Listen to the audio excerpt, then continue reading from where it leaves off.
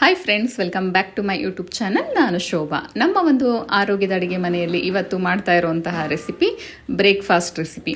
ಇದನ್ನು ನೀವು ಆಫೀಸಿಗೆ ಅಥವಾ ಲಂಚ್ ಬಾಕ್ಸಿಗೆ ಅಂದರೆ ಮಕ್ಕಳ ಒಂದು ಲಂಚ್ ಬಾಕ್ಸಿಗೆ ಇದನ್ನು ನೀವು ದಿಢೀರಾಗಿ ಒಂದು 5 ನಿಮಿಷದಲ್ಲಿ ನೀವು ಟ್ರೈ ಮಾಡ್ಬೋದು.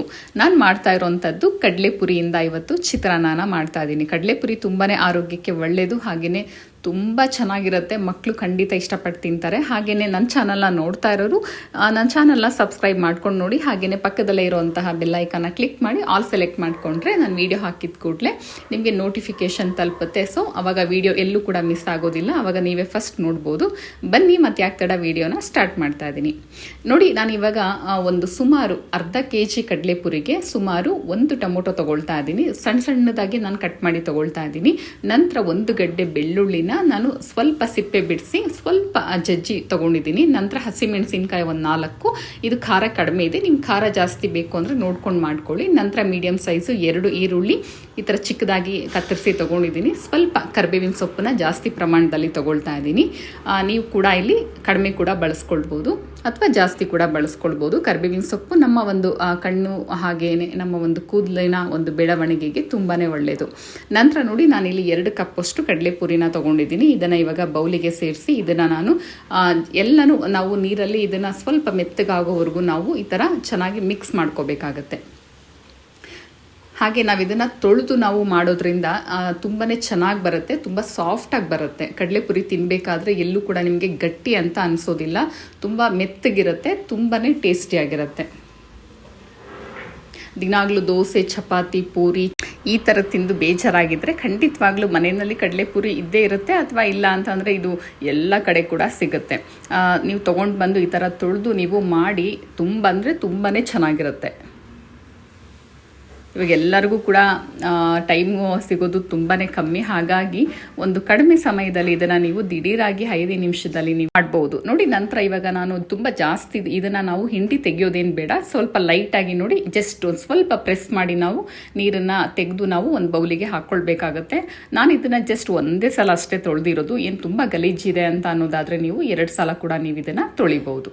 ನೋಡಿ, ಇವಾಗ ಕಂಪ್ಲೀಟಾಗಿ ಇವಾಗ ತೆಗೆದಿದ್ದೀನಿ. ನೀವು ಲಾಸ್ಟಲ್ಲಿ ನೋಡಿ ಕಡಲೆಪುರಿ ಕೈಗೆ ಸಿಗಲ್ಲ ಅನ್ನೋದಾದರೆ ಈ ಥರದ್ದು ಇದ್ದೇ ಇರುತ್ತಲ್ವ ಫಿಲ್ಟರು, ಇದರಲ್ಲೂ ಕೂಡ ನೀವು ತೆಗಿಬೋದು, ಕ್ಲೀನಾಗಿ ಬರುತ್ತೆ. ನೋಡಿ ಇವಾಗ ತುಂಬ ಸಾಫ್ಟಾಗಿದೆ. ಇದನ್ನು ಪಕ್ಕಕ್ಕೆ ತೆಗೆದಿಟ್ಕೊಳ್ಳೋಣ. ಇವಾಗ ನೋಡಿ, ಬಾಣಲಿಗೆ ಸುಮಾರು ಒಂದು 4 ರಿಂದ 5 ಟೇಬಲ್ ಸ್ಪೂನು ನಾನಿಲ್ಲಿ ಕಡಲೆಕಾಯಿ ಎಣ್ಣೆನ ಬಳಸ್ತಾ ಇದ್ದೀನಿ. ನಂತರ ಸ್ವಲ್ಪ ಸಾಸಿವೆ ಹಾಕ್ಕೊಳ್ತಾ ಇದ್ದೀನಿ. ಸ್ವಲ್ಪ ಸಾಸಿವೆ ಸಿಡಿದಿದ ನಂತರ ಕಡಲೆಕಾಯಿ ಬೀಜ ಸೇರಿಸ್ಕೊಳ್ಳೋಣ, 1-2 ಟೇಬಲ್ ಸ್ಪೂನು. ಇದು ಅರ್ಧ ಭಾಗ ನಾವು ಫ್ರೈ ಮಾಡ್ಕೊಂಡಿದ ನಂತರ ಕಡಲೆಬೇಳೆ ಕೂಡ ನಾನಿಲ್ಲಿ 2 ಟೇಬಲ್ ಸ್ಪೂನ್ ಬಳಸ್ತಾ ಇದ್ದೀನಿ. ಇವಾಗ 1 ನಿಮಿಷದ ತನಕ ನಾವು ಇದನ್ನು ಚೆನ್ನಾಗಿ ಬಾಡಿಸ್ಕೊಳ್ಳೋಣ.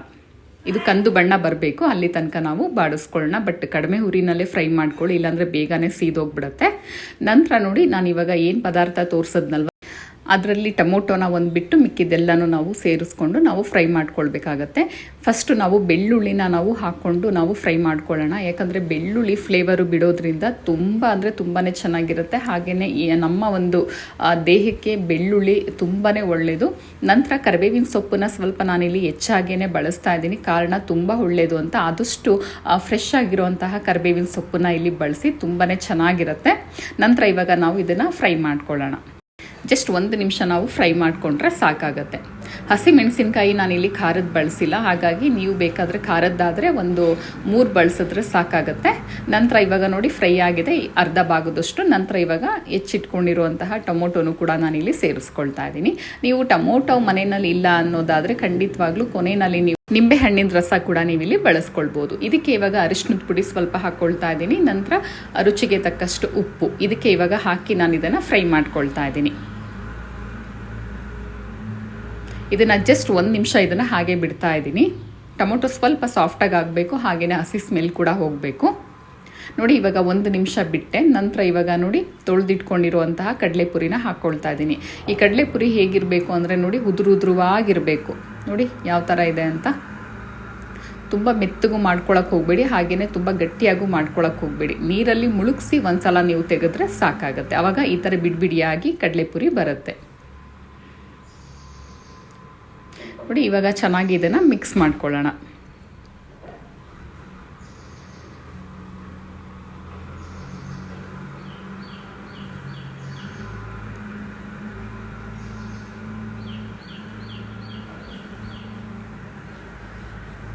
ಇದು ಬಾಣಲಿಗೆ ಅಂದರೆ ಅಂಟ್ಕೊಳ್ಳುತ್ತೆ, ಹಾಗಾಗಿ ನೋಡಿ ಲೋ ಫ್ಲೇಮಲ್ಲಿ ನಿಧಾನಕ್ಕೆ ಇದನ್ನು ಮಿಕ್ಸ್ ಮಾಡ್ಕೊಳ್ಳಿ. ಯಾವುದೇ ರೀತಿ ಹೈ ಫ್ಲೇಮ್ನ ಕೊಡಕ್ಕೆ ಹೋಗಬೇಡಿ.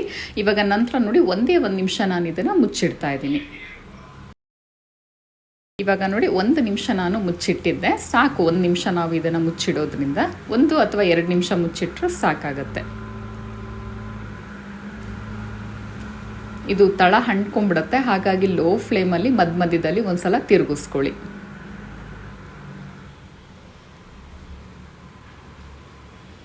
ನೋಡಿ ಬಿಡಿಯಾಗಿ ಯಾವ ರೀತಿ ಬಂದಿದೆ ಅಂತ ಅಂದ್ಬಿಟ್ಟು. ಇದಕ್ಕೆ ಇವಾಗ ಫೈನಲ್ ಆಗಿ ಸ್ವಲ್ಪ ಕಾಯಿ ತುರಿ ಹಾಕ್ಕೊಳ್ತಾ ಇದ್ದೀನಿ. ಕಾಯಿ ತುರಿ ಇಲ್ಲ ಅಂದರೂ ಪರವಾಗಿಲ್ಲ, ಬಟ್ ಕಾಯಿ ತುರಿ ಇದ್ದರೆ ಹಾಕ್ಕೊಳ್ಳಿ. ತುಂಬ ಅಂದರೆ ತುಂಬಾ ಚೆನ್ನಾಗಿರುತ್ತೆ. ನಾನಿಲ್ಲಿ ಅರ್ಧ ಕಪ್ಪು ಹಸಿ ತೆಂಗಿನಕಾಯಿ ತುರಿ ಫ್ರೆಶ್ ಆಗಿರೋಂತಹ ಕಾಯಿನೇ ಇಲ್ಲಿ ಬಳಸಿ ಮಾಡ್ತಾ ಇದ್ದೀನಿ.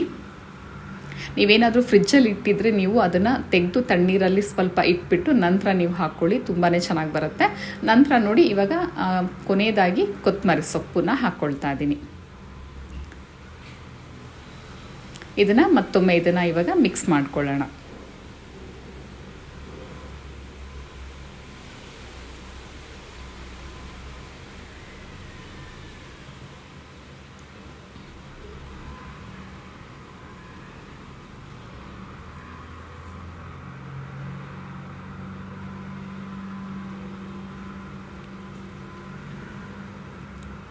ನೀವಿಲ್ಲಿ ತೆಂಗಿನಕಾಯಿ ತುರಿನ ಇನ್ನೂ ಧಾರಾಳವಾಗಿ ಹಾಕ್ಕೊಳ್ಬೋದು ಅಥವಾ ಇನ್ನೂ ಕಡಿಮೆ ಕೂಡ ಹಾಕ್ಕೊಳ್ಳಿ. ಇವಾಗ ನೋಡಿ ಫೈನಲ್ ಆಗಿ ಯಾವ ಥರ ಬಂದಿದೆ ಅಂತ. ಬಿಡಿಯಾದಂತಹ ಕಡಲೆಪುರಿ ಚಿತ್ರಾನ್ನ ಸವಿಯೋದಕ್ಕೆ ಸಿದ್ಧವಾಗಿದೆ.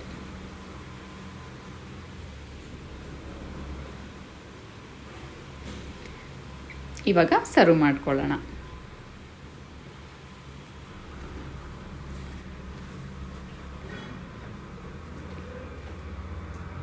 ಹಾಗೆ ನೀವು ಕೂಡ ಕಡಲೆಪುರಿ ಎಲ್ಲಾದರೂ ಸಿಕ್ಕಿದ್ರೆ ತೊಗೊಂಡು ಬಂದಾಗ ಈ ಒಂದು ರೀತಿಯಾದಂತಹ ಬ್ರೇಕ್ಫಾಸ್ಟ್ ರೆಸಿಪಿನ ಟ್ರೈ ಮಾಡಿ. ತುಂಬಾ ಸಿಂಪಲ್ಲು, ಹಾಗೆಯೇ ಹೆಚ್ಚು ರುಚಿ ಅಂತಲೇ ಹೇಳ್ಬೋದು.